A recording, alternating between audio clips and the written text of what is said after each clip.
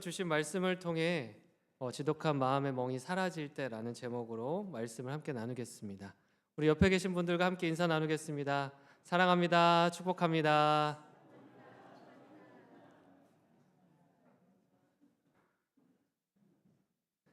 네, 사랑과 축복을 나누는 여러분들의 모습이 아주 정말 사랑스럽고요. 정말 귀한 모습인 것 같습니다. 날마다 그렇게 사랑과 축복으로 서로를 대하고 날마다 그렇게 안아주실 수 있는 영신의 모든 성도님들이 되었으면 좋겠습니다. 네, 상처에 대한 한 예와 이야기입니다. 어느 날 젊은이가 이제 작은 실수를 저질렀다라고 합니다. 근데 이제 그 마을 안에서 어떤 실수를 저질렀는데 마을이 그렇게 크지 않아서 많은 사람들이 그 사실을 다 알게 되었다라고 합니다. 근데 이게 소문이 무섭다고 작은 실수를 저질렀는데 이게 소문을 타기 시작하더니 갑자기 이 젊은이가 굉장히 큰 실수를 저질렀다더라 하는 그러한 오해가 생겼습니다. 그리고 사람들이 그것을 비난하기 시작했고 거기에 이제 돌멩이를 던지기 시작했다라는 겁니다. 그래서 지나가는 사람들마다 이 젊은이에게 돌을 던지는 겁니다. 그래서 이 젊은이는 굉장히 억울했습니다. 내가 돌을 맞을 정도의 실수를 한 건 아닌데 그 정도의 실수는 아닌데 이게 잘못 전해져서 이렇게 오해를 받고 있구나 하는 생각을 하면서 그럼에도 불구하고 그래도 이 오해가 풀릴 날이 있을 것이다. 내가 해명할 날이 있을 것이다. 이렇게 생각하면서 던지는 돌들을 맞아내고 참아내고 견뎌냈다라는 겁니다. 근데 그 돌을 던지는 사람들 틈 사이로 한 사람이 이 젊은이의 눈에 들어왔는데 자기가 가장 사랑하고 존경하고 믿었던 그 스승님이 있었는데 그 스승님이 지나가더라는 거예요. 근데 그 스승님이 이제 지나가니까 많은 사람들의 이목이 누구에게 집중되었냐면 이 젊은이가 아니라 이 스승에게 집중이 되었습니다. 왜냐? 이 둘의 관계를 알고 있었거든요, 사람들은. 그래서 이 스승이 어떻게 행동하나 보자 하고 이렇게 지켜보고 있었는데 이 스승님이 사람들의 시선을 의식해서인지 뭐라도 던져야겠는데 돌멩이는 던질 수 없고 옆에 있던 꽃이 장미꽃이 있어서 그것을 꺾어서 던졌다라는 겁니다. 근데 이 장미꽃에 맞았던 젊은이가 어떻게 됐을까요? 죽었어요? 네, 쓰러졌다라는 겁니다. 그 전까지 돌멩이를 아무리 많이 맞아도요 괜찮았습니다. 버틸만 했습니다. 참아낼만 했습니다. 근데 자기가 가장 믿고 가장 신뢰하고 가장 사랑하는 그런 존재라고 여겼던 그 스승님이 장미꽃을 던지니까 그 마음이 무너져 내렸다라는 겁니다. 그러니까 외적으로 보면 물리적으로 보면 돌을 던져서 맞은 게 훨씬 더 아픕니다. 그러나 이 장미꽃이 더 크게 이 젊은 청년의 마음 가운데에 다가왔다라는 겁니다.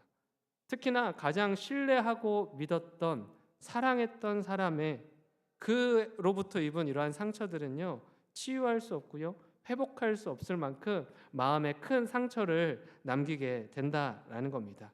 때때로 우리도 이런 경험을 합니다. 사랑한 사람에게 대해서 사랑하는 사람에게 내가 믿고 신뢰했던 사람에게 그렇게 어떠한 배신을 당할 때 우리의 마음이 무너지는 것을 보게 됩니다. 그리고 이런 경험을 하게 되면 그 순간 자신을 어떠한 존재로 여기는지 아십니까? 이 세상에서 나는 가장 쓸모없고 불행한 존재다. 그렇게 스스로를 여기더라라는 겁니다. 그런데 오늘 말씀 속에 등장하는 나오미도요 이와 마찬가지였습니다. 가장 사랑했던 사람을 가장 믿고 신뢰했던 하나님이 데려가 버리셨다. 이렇게 생각했기 때문입니다. 그녀의 인생에 있어서 어쩌면 잠깐이나마 하나님보다 더 소중했던 사람들이 남편이었고요 가족, 자녀들이었습니다. 그런데 그런 존재를 하나님께서 데려가셨다라는 겁니다. 인생의 모진 풍파를 벗어나고자 했던 그녀의 힘찬 발걸음은요 이제 모든 것을 잃고 애통함만 남은 그러한 발걸음으로 돌아오게 되었다라는 겁니다. 가족도 잃고 재산도 잃고 모든 것을 잃고 이제는 가진 것이라고는 자신의 늙은 몸과 이제 과부가 되어버린 며느리 룻뿐이었다라는 겁니다. 달고 단 꿀물을 마시게 되겠지 하며 떠났던 그런 그녀의 발걸음의 여정은요 마라 곧 고난의 쓴 잔을 맛보고 돌아오는 여정이 되었다라는 겁니다.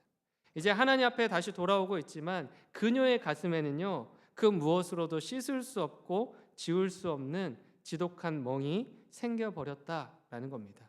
그럼 오늘 말씀은 이제 룻기 4장 마지막 장인데 이 나오미의 가슴에 생긴 이 지독한 멍을 하나님께서 어떻게 바꾸어 가시는지에 대해서, 어떻게 회복시켜 가시는지에 대해서 이야기를 하고 있습니다. 이제 룻기의 주인공은요, 보아스와 룻처럼 보입니다. 룻기도 룻에 대한 이야기라고 해서 그렇게 말하지 않겠습니까? 그것처럼 대부분의 내용을 보아스와 룻이 이끌어가고 있습니다. 오늘 본문도 마찬가지입니다. 13절 말씀을 함께 읽어보겠습니다. 시작. 이에 보아스가 룻을 맞이하여 아내로 삼고 그에게 들어갔더니 여호와께서 그에게 임신하게 하심으로 그가 아들을 낳은지라. 아무개는요, 이전의 말씀에서는 아무개에 대해서 이야기를 했었습니다. 아무개는요, 자신의 손으로 신을 벗어 던졌고요, 나오미의 기업 물음을 거부하고 그 자리를 보아스에게 넘겨주었습니다. 그만큼 자기에게 돌아올 손해가 두려웠고요, 자신이 감당해야 될 것들 때문에, 그런 걱정들 때문에 이것을 애초에 포기하게 되었다라는 겁니다. 사람들은요, 그가 손해 볼 것이 예정되어 있었는데 그것을 면했으니까 지혜로운 선택이다라고 이야기할 수 있습니다. 그러나 하나님께서 그에게 내린 평가는요, 냉정합니다. 어떠한 평가였습니까? 하나님은요, 그의 이름을 잊어버리기로 작정하셨다라는 겁니다. 기억하지 않기로 작정하셨다라는 것이죠. 반면 보아스는요, 기업을 무르는 선택을 합니다. 분명 보아스에게 기업 무르는 일은요, 막대한 손해입니다. 기업 물을 책임도 없고 또 그를 비난할 사람도 없습니다. 하지만 보아스는요, 이 일이 자신이 책임져야만 하는 일로 받아들였다라는 겁니다. 보아스는요, 이 일을 계산하면서 따져본 것이 아니라 순수한 마음과 순수한 동기로서 이것을 대하고 있기 때문에 이와 같은 결정을 할 수 있었다라는 겁니다.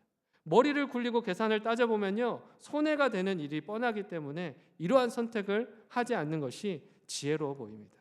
그러나 그럼에도 불구하고 보아스는요, 무엇인가를 따지는 것이 아니라 하나님께서 보게 하시는 그 사랑의 대상을 향해 사랑의 손길을 내밀고 있다라는 겁니다. 그리고 이내 룻을 아내로 맞이하여서 결혼을 하게 되는 것이죠.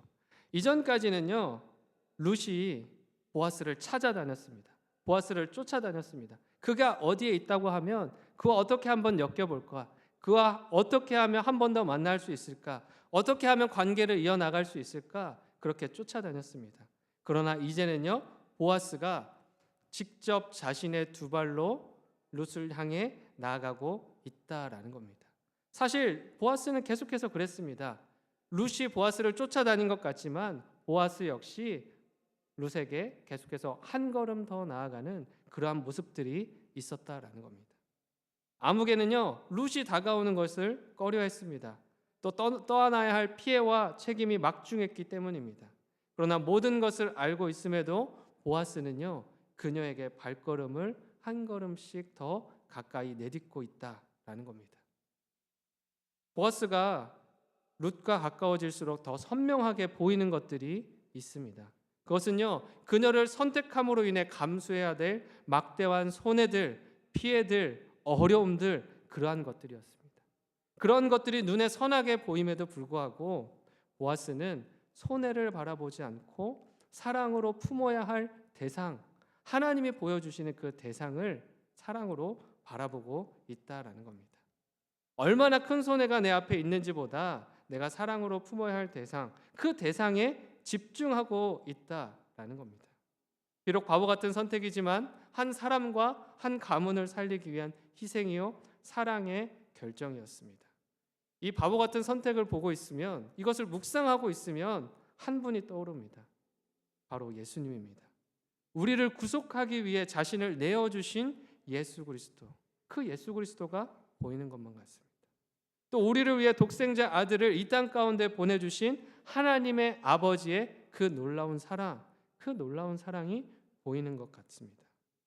가까이 하면 할수록 피해와 손해만 쌓이는 그러한 존재, 얻어낼 것보다는 내어주어야 할 것이 더 많아 보이는 그러한 관계, 그것이 하나님과 우리의 관계인데, 하나님께서는 이런 우리를 위해 이 땅 가운데에 예수 그리스도를 보내셨다라는 겁니다. 십자가 사랑을 들고 그 사랑을 전하도록 하기 위해 우리에게 보내주셨다라는 겁니다. 이것을 통해 보아스의 그 선택들을 통해 그의 삶을 통해 우리는 예수 그리스도를 발견하게 되고 하나님의 사랑을 발견하게 된다라는 겁니다. 이것을 통해 우리에게 하나님은 말씀하시는 것입니다. 우리가 관계할 때 어떤 관계를 이어가야 하는가? 그것은 손익을 따지는 관계가 아니라 사랑을 먼저 따져볼 수 있는 관계여야 한다. 어떠한 것이 가장 앞에 있어야 한다면 그것은 사랑이다. 사람과 사람 사이의 그 관계 가운데에 가장 앞서야 하고 가장 우선해야 하며 그것을 내세워야 할 그것이 한 가지 있다면 그것은 처음부터 끝까지 사랑이다라고 말씀하시는 것입니다. 이 사랑을 경험했던 한 여인의 인생이 달라졌고요. 마음이 달라졌습니다. 지독한 고통과 아픔 가운데 멍으로 얼룩졌던 그녀의 마음이요. 사랑을 통해 조금씩 회복되어지고 있다라는 겁니다. 눈에 보이는 멍은요. 시간이 지나면 해결이 됩니다. 시간이 약입니다. 그냥 시간이 지르면 알아서 회복이 되는 것이죠. 그러나 마음에 든 멍은요. 시간으로 해결되지 않더라는 것이죠. 누군가의 따스한 사랑의 온기가 담긴 그 손길이 닿을 때 그 마음 가운데 닿아지고 그 느껴질 때에 비로소 그때에야 회복이 일어나고 닫혀있던 마음의 문이 열리게 된다라는 겁니다. 여러분 혹시 나오미와 같이 마음의 멍을 가지고 계신 분이 계십니까? 아니면 주변에 마음의 멍을 쥐고 거기서 벗어나지 못해서 발버둥 치는 것 같은 그런 사람들이 있습니까? 그 사람에게 가장 필요한 것은요, 정답이 아닙니다. 그냥 시간을 주는 것도 아닙니다. 따뜻한 온기가 담긴 사랑의 손길일 것입니다. 상처난 마음을 메꾸는 힘은요, 다른 데서 나오는 것이 아니라 사랑 안에서 나오는 겁니다. 또 그 영혼이 다시 살아 숨쉬게 만드는 힘은요, 다른 것이 아니라 사랑으로부터 출발되어진다라는 것을 우리에게 말해주는 것입니다. 나오미 역시요, 마찬가지였습니다. 룻기 4장을요, 그냥 보아스와 룻의 아름다운 관계로 끝을 내려도 이상하지 않습니다. 정말 아름다운 결말이고요, 그것으로도 충분합니다. 그러나 하나님께서는요, 룻기의 시작에서 그랬듯 마지막에서도 누구를 주목시키고 있냐면 나오미라고 하는 여인을 주목시키고 있다라는 겁니다.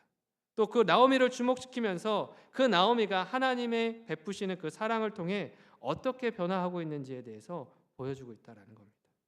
14절 말씀 함께 읽겠습니다. 시작. 여인들이 나오미에게 이르되 찬송할지로다. 여호와께서 오늘 내게 기업 물을 자가 없게 하지 아니하셨도다. 이 아이의 이름이 이스라엘 중에 유명하게 되기를 원하노라. 아멘. 보아스와 룻 사이에서요, 이제 아기가 태어납니다. 그 일로 누가 가장 축복을 받고 있습니까? 보아스도 룻도 아닌 나오미입니다. 사람들은요, 그 아기를 들고 나오미를 찾아가서 축복합니다. 기업도 없이 이름도 없이 사라져버릴 인생에서 그러한 인생이 예정된 인생이었는데 이제는 그의 이름이 대대로 기억되게 할 자녀를 얻게 되었기 때문입니다.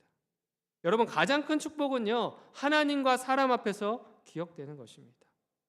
아무개와 같이 이름도 없이 사라져버리는 인생이 아니라 누군가에게 불려지고 기억되어지는 것, 이것이야말로 가장 귀한 인생이다라고 말할 수 있다라는 겁니다. 또 15절은요, 이어서 이렇게 이야기합니다. 함께 읽겠습니다. 이는 내 생명의 회복자이며 내 노년의 봉양자라. 곧 너를 사랑하며 7 아들보다 귀한 내 며느리가 낳은 자로다 하니라. 아멘. 이 생명의 회복자라는 말, 이 말은요, 1장에서 나오미가 했던 첫 고백과 대조를 이룹니다. 1장 21절은 이렇게 이야기합니다. 내가 풍족하게 나갔더니 여호와께서 내게 비어 돌아오게 하셨느니라. 내게 비어 돌아오게 하셨다. 여기서 돌아오다라는 말의 원어를 보면 슈브라고 하는 단어입니다. 회개와 회심, 이렇게 그 마음을 가지고 돌아오는 것을 의미합니다. 그런데 오늘 본문의 15절에 회복자라고 하는 회복하다, 이런 의미를 가진 말 역시요, 똑같은 단어 슈브가 단어가 사용이 되었다라는 겁니다. 나오미를 돌아오게 하고 회복하게 하시는 이가 누구인지를 분명히 우리에게 알려주는 것입니다. 그것이 누구라고 말하고 있습니까? 여호와 하나님입니다. 텅 비었던 나오미의 인생이 하나둘씩 채워지고 있습니다. 찢어지고 상처난 그 마음이 하나둘씩 매듭지어지고 회복되어지고 있습니다. 그 이유가 무엇입니까? 하나님 앞에 돌아옴으로 인해 그것들이 시작되어지고 여전히 진행 중으로 가고 있다라는 겁니다. 만약에 모압 땅에서 내가 다시 일어서 보리라, 모압 땅에서 한 번 실패했지만 두 번 실패는 하지 않는다, 두 번째는 내가 꼭 성공하리라, 그런 마음을 가지고 모압 땅에 머물러서 그렇게 발버둥 쳤다면 경험해 보지 못했을, 누리지 못했을 회복입니다. 누리지 못했을 생명입니다. 그러나 그녀가 하나님의 집으로 돌아오기를 결정했을 때, 하나님의 집으로 돌아오는 발걸음을 내딛었을 때에, 그때부터 그녀의 텅 빈 인생이 채워지는 것을 경험하고 찢겨진 그녀의 마음이 회복되어지는 것을 경험하게 되었다라는 겁니다. 처음에는 그냥 고향에서 살다가 다시 죽을 요량으로 돌아왔을지 모릅니다. 그러나 그러한 그녀의 마음이라고 할지라도 하나님께 다시 돌아온 그녀의 발걸음을 하나님이 기뻐 받아주셨다라는 겁니다. 그리고 텅 빈 인생을 생명으로 생동감 있게 다시 뛰게 하는 그 놀라운 은혜를 누리게 하셨다라는 겁니다. 때때로 우리는요, 특별한 일을 해야만 우리에게 회복이 찾아온다라고 생각합니다. 하지만 아닙니다. 우리의 영혼이 회복되는 길은 다른 것에 있지 않다라는 겁니다. 오직 하나님에게 있습니다. 하나님 안에 있습니다. 하나님의 집인 이 교회 공동체 안에 있다라는 것이죠. 하나님 앞에 나아가면 이처럼 생명의 능력이 샘솟는 그런 귀한 경험을 하게 되는 것입니다. 생명의 회복자요, 노년의 봉양자로서 우리의 모든 인생을 책임지실 그분이 바로 하나님이라는 것입니다. 나오미의 인생만을 책임지시는 것이 아니라 우리가 걸어갈 모든 인생의 여정, 우리가 만날 고난과 어려움과 그 모든 순간까지도 하나님께서 책임지신다라고 말씀을 통해 약속하시는 것입니다. 우리의 생명을 돌보시고 우리의 영혼을 돌보시고 우리의 매일의 삶을 돌보시는 그러한 하나님임을 우리가 날마다 경험할 수 있게 되기를 간절히 소망합니다.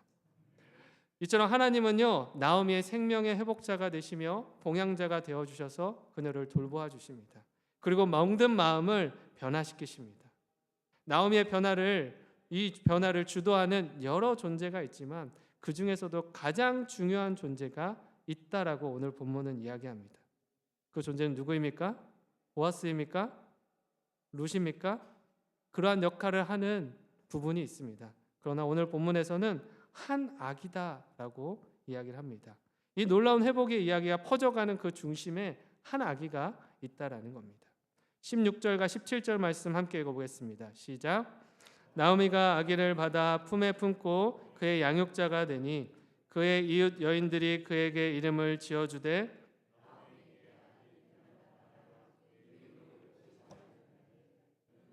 아버지인 이새의 아버지였더라. 아멘. 나오미가 아기를 받아 품에 품고 그의 양육자가 되었다라고 이야기합니다. 보아스뿐만 아니라 한 아기를 통해서 그녀에게 회복이 일어나고 있는 것입니다. 룻기 1장 5절에 등장하는 나오미의 두 아들을 표현할 때 어떤 표현을 했냐면 옐레드라고 하는 표현, 이 아들이라는 표현을 했습니다.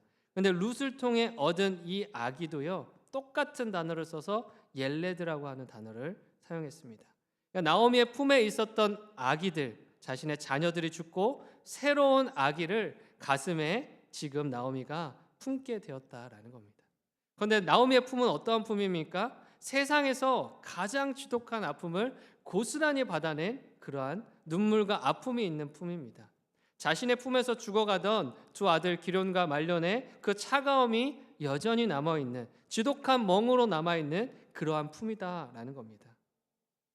자식을 먼저 떠나보낸 부모의 가슴보다 더 깊이 상처나고 멍든 가슴은 없습니다. 어쩌면 온통 멍들어 있을 그런 가슴이다라는 이야기입니다. 그런데 그런 가슴에 하나님께서 누구를 안겨주십니까?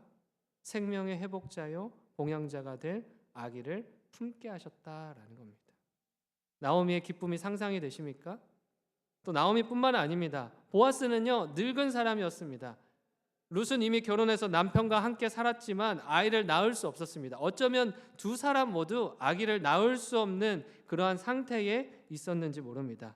그러나 하나님께서 그 사이를 비집고 들어가셔서 그들에게 상속자를 주셨다라는 겁니다. 계속되는 죽음으로 시작했던 룻기가 한 생명이 태어나는 것으로 반전되고 있습니다.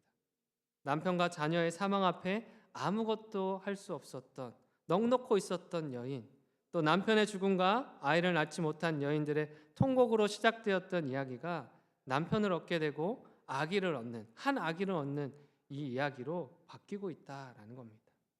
이 룻기를 풀어가는 중요한 단어가 바로 이 아기라고 하는, 옐레드라고 하는 단어입니다. 이 내용은요, 이어지는 사무엘상에서도 이어집니다.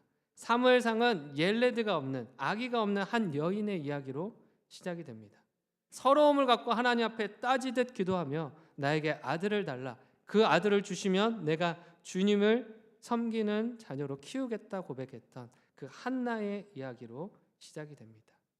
그리고 그 아기가 태어났는데 그가 사무엘이었고요, 그를 통해 이스라엘이 회복이 시작되었다라는 겁니다. 이뿐만 아닙니다. 이사야도 북이스라엘의 멸망이라는 그 민족의 위기 앞에서 한 아기가 우리에게 날 것이다 라고 하는 그것으로 회복의 예언이 시작되었습니다.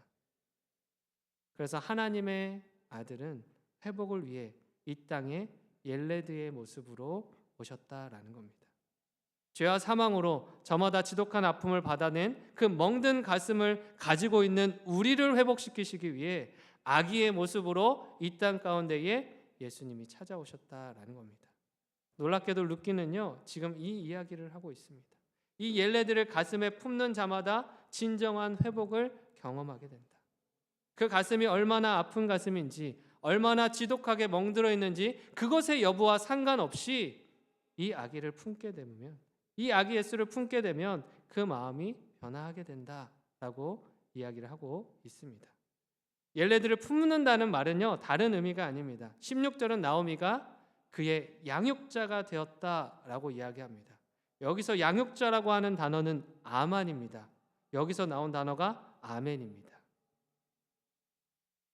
그러니 한 아기 곧 예수를 가슴에 품고 아멘 인생을 고백하는, 아멘하는 인생이 되어지기를 우리에게 소망하고 있다라는 겁니다.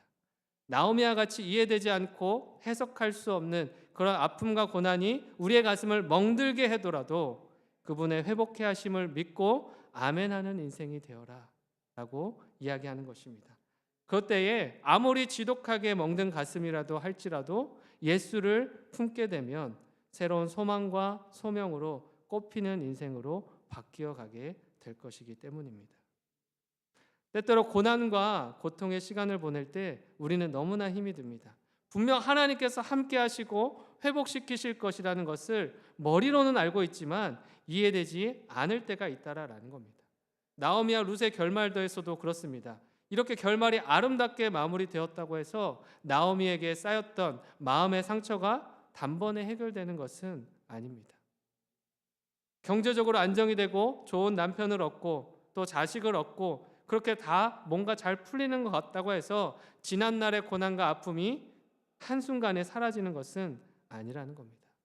고난 후에 오는 것은 감사한 일이지만 그것이 겪었던 고난에 관한 만족할 만한 답을 주는 것은 아니라는 것이죠. 고난이 지나고 그의 버금가는 복이 임했다고 해서 과거의 슬픔과 아픔이 사라지는 것은 아닙니다.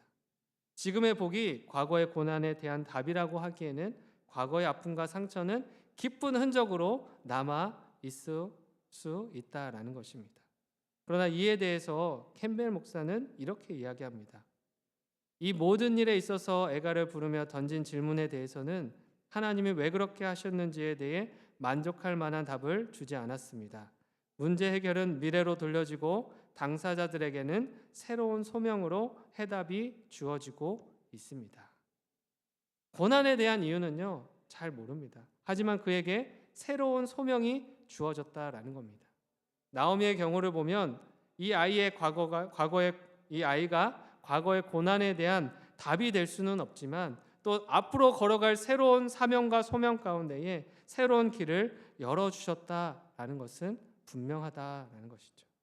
때때로 다 이해할 수 없고 해석할 수 없는 일들이 있지만 하나님께서는 우리를 새로운 소명 가운데 초대하셔서 새로운 길을 걷게 하시는 그 통로로 이 모든 것들을 사용하실 때가 있다라는 겁니다. 찢기고 부서져 버린 또 산산조각난 우리의 상처의 조각들을 모으셔서 하나님은 더 귀하고 아름다운 것으로 또 값진 재료로 새로운 것으로 만들어 사용하실 때가 있다라는 겁니다. 우리의 상처도 고난도 말입니다. 일본의 도자기 전통 수리 기법 중에 킨츠키 방식이라는 방법이 있습니다. 이 킨츠키는 깨진 도자기 조각들을 천연 옷으로 붙이고 그 갈라진 틈을 이제 순금 가루로 채우는 일통의 일본의 전통 수리 기법입니다. 대부분 깨진 도자기는요 잘 쓸어서 버리기 마련입니다. 그런데 킨츠키 장인에게는요 흩어지고 깨어져 버린 도자기의 파편은요 하찮은 쓰레기가 아니라 소중한 작품을 완성해가는 귀한 도구입니다. 흠집이 생기고 깨진 조각들이 모두 소중하다라는 겁니다. 세상은 상처 입은 사람을 파손된 물건처럼 취급하거나 멍든 마음을 숨겨야 할 칩으로 여깁니다. 하지만 킨츠키는 깨졌기 때문에 이전보다 더 아름다워질 수 있다라고 이야기합니다. 만약 조각이 사라지면 다른 조각의 파편을 가져와서라도 메꾸는 것이 이 방법입니다. 이처럼 하나님은 우리의 삶도 마찬가지입니다. 우리의 부서진 조각조각들을 쓰레기처럼 대하는 것이 아니라 그 조각 하나하나를 모으셔서 지독한 마음의 멍을 만든 그 아픈 기억과 고난들조차도 하나님의 손으로 다시금 봉합하시는 것입니다. 더 놀라운 것으로, 더 놀라운 작품으로, 더 놀라운 일들을 하는 그러한 귀한 존재로 만들고 사용하기 위해 그리고 이렇게 우리를 다루어 가신다라는 겁니다. 킨츠키 이 도자기 기법에서 가장 약했던 부위 위에 금을 입힙니다. 결과적으로 그릇에서 가장 빛나는 곳은 가장 찢겨지고 가장 연약하고 아팠던 곳이 되더라라는 겁니다. 근데 하나님도요 우리의 인생을 이렇게 다루어 가십니다. 지독한 멍이 들었던 그 자리를 하나님의 은혜가 머무는 가장 빛나게 머무는 그 은혜의 통로로 사용하신다라는 겁니다. 흉터가 변하여 별이 되는 그 역사를 일으키신다라는 겁니다. 킨츠키 이 작업으로 이루어진 도자기는요 수리 전보다 훨씬 더 높은 수리 후에 더 높은 가치로 인정받는다라고 이야기를 합니다. 깨진 틈 사이로 흐르는 황급빛 줄기가 그 그릇의 고유한 이야기가 되기 때문입니다. 하나님께서도 마찬가지로 우리를 이렇게 사용하실 것입니다. 그 깨진 것들을 통해서 더 아름답게 만들어 가시고 더 귀한 존재로 여김받게 하시고 그것들을 통하여 더 많은 일을 이루는 축복의 통로로 우리를 사용하실 것입니다. 지독한 마음의 멍이 있다고 해서 그것을 부끄러워하지 마시기 바랍니다. 하나님께서 그것을 변화시키시고 더 놀라운 일을 써내려가는 하나님과 아름답고도 찬란한 이야기를 써내려가는 그 주역이 되게 하실 것이기 때문입니다. 오늘도 이 사실을 믿으며 우리 안에 있는 그 고난의 멍과 많은 아픔의 짐들, 상처와 찢겨진 마음들 그 모든 것들이 하나님 안에서 새롭게 되어지기를 소망하며 기도할 수 있기를 바랍니다. 시간 마음을 다해서 함께 기도하도록 하겠습니다. 사랑과